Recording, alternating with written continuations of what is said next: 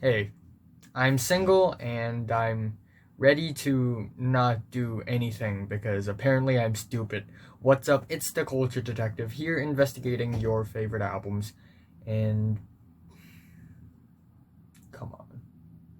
Come on, man. So, yeah, it's been a while. I'm going to be doing an album review on the latest Lightning Bolt album, Sonic Citadel.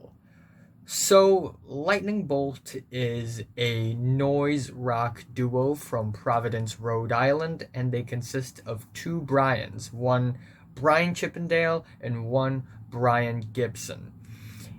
And they have been making some really wild, rough, abrasive noise rock albums that are just purely insane and migraine inducing for like the past 2 decades. But now I feel like they've come out with their most friendly album. Not that it's tame or mild or anything, but it's more melodic and it's more accessible to the mainstream. I'm gonna say that. Yeah, it's a great entry album. Still, nonetheless, we get some really rough, abrasive, raw bass, some vocals that are wild and high passed, and also some really noisy, complex drum rhythms. And this album, again, is a little more melodic, but it's still very repetitive, mind numbing, and migraine inducing. If you like your music quiet and soft and calming, this album is going to destroy your eardrums. So be prepared. So the first track is called Blow to the Head. Yes, I'm not joking. It's called Blow to the Head. But anyway, it's a really explosive start to the album as we get these really just noisy, disorienting, rolling drums in the beginning, and these bass leads that sort of goes up and down the minor chords. The bridge of this track is super messy and smashed up together. It's actually really entertaining and compelling, and the entire track is very noisy and abrasive, especially for the ending, and it is a great opener for the album. We have the second track, USA is a Psycho, and it has these skippy, pummeling drums that are very compelling. We get these vocals, which aren't great, but I love how animated and cartoony they are. The performances are definitely passionate on this track, and the bass riffs of this track is really, really kick-ass as it slides up and down. We have the third track, Air Conditioning, which I wasn't a fan of at the beginning because I thought the production was really just bad, unbearably bad, and I thought the weird sampled loops that are, kind of speedy and random in the beginning of the track feels a little off and weird, but slowly this track really grew on me. I really like the nutty vocals, the really triumphant chords that are very dramatic, and also the rush of drums before the choruses. And we also have the track Hüsker, Dön't, which is, if you don't know, a parody of the name of the band Hüsker. And it's really one of the better named tracks of the year so far, I have to say. And this track is fantastic from start to finish.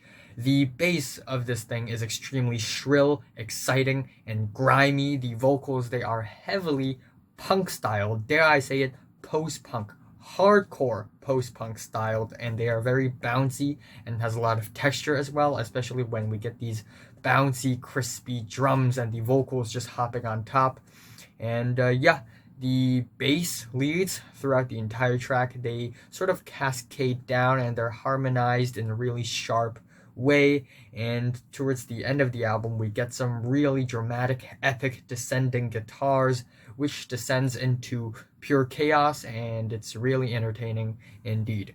We have the track Big Banger, which lives up to its title, pretty much because this track feels like a giant banger. Yeah, it's a banger. It's a big banger.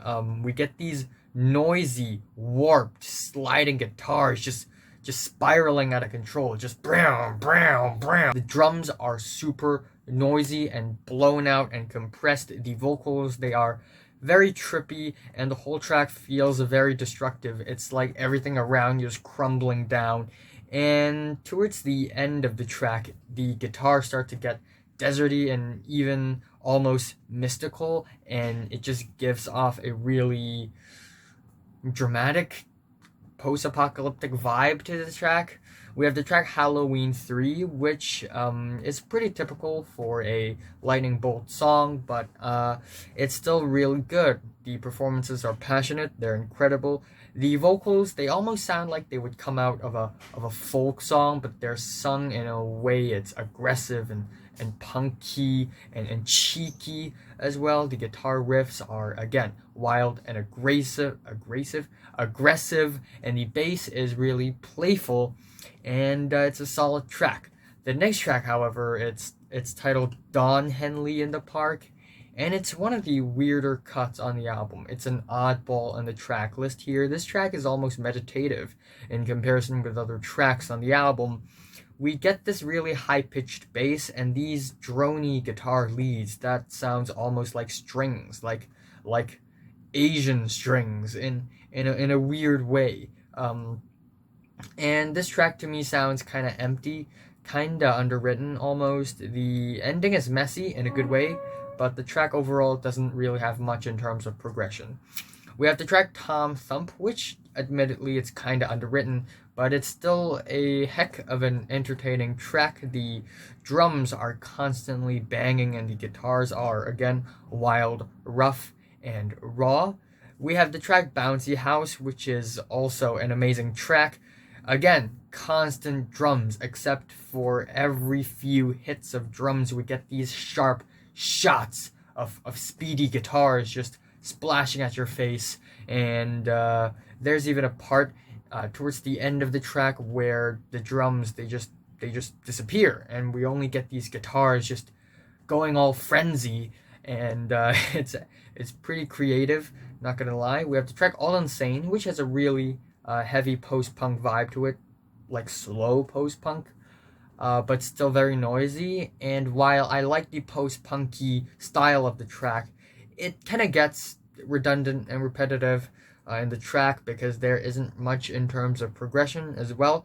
But the album ends off on a really high note with the track of Van Halen 2049, and it's 9 minutes long, 9 minutes and like 10 seconds, I think.